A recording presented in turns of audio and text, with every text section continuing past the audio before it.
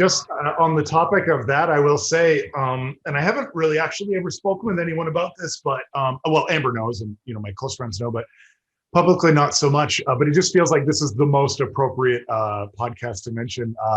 When I was getting to the end of my 10 years at Dad's Garage, I started getting panic attacks at like big events because I would be like organizing this big event and there would be like hundreds of people there.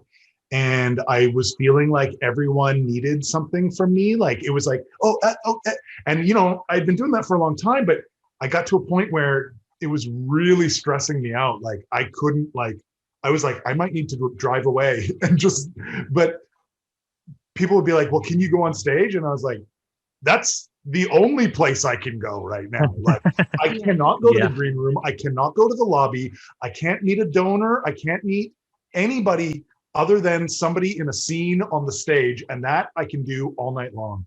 And so even when I was like struggling a little bit with some of the pressures of running the company, the safe place to go and hide was on stage. Yeah, it's funny. Yeah, this guy. That's so relatable because I there's been times throughout I've been doing improv for about like 3 years, and there's times within those 3 years where you just have a really tough day, you're going through something really difficult, and you barely can make it to the theater. It's just trying to survive the day, and then you get on stage and something like just clicks into place, and you're like, all right, now I can take a deep breath. Now I can it's such a relief. Which it seems like, I think it's hard to explain to people who don't perform, because they're like, well, that would be the last place I would want to be if I'm going through a hard time.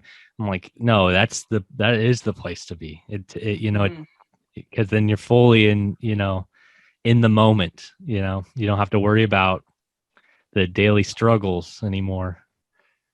I've seen this guy do it, and I was like, I don't know how to do that, because even when I'm a character, I'm really just myself. I'm not really very good at like pretending.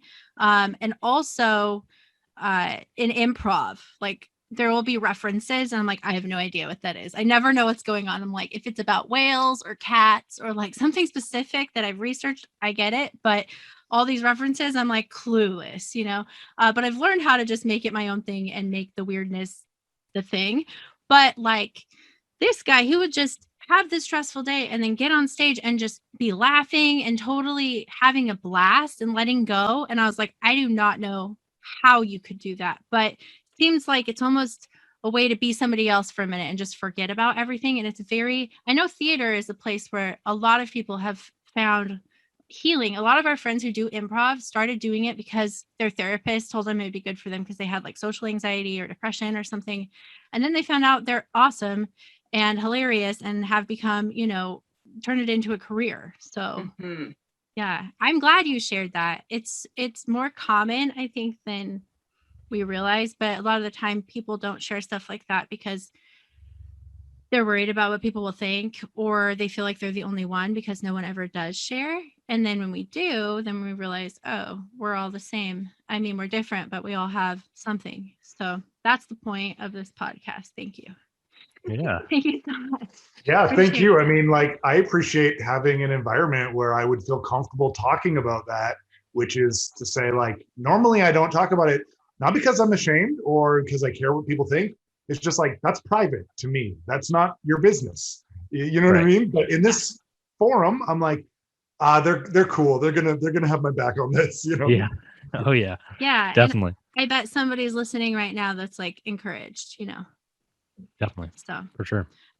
Also, that's why I wrote the specific questions that I wrote. I love to ask people. I always ask them, what did you want to be when you grew up? That's like something I like to ask people because I feel like can instantly connect with like that little person. Some people sometimes are assholes, right? But then when you find out what they wanted to be when they were little, you're like, dang it. Yeah. You were a kid once and they're like, I wanted to be an asshole. No, that's never the answer, right? No, that's never the Well, we'll see. I haven't heard it yet. Somebody that probably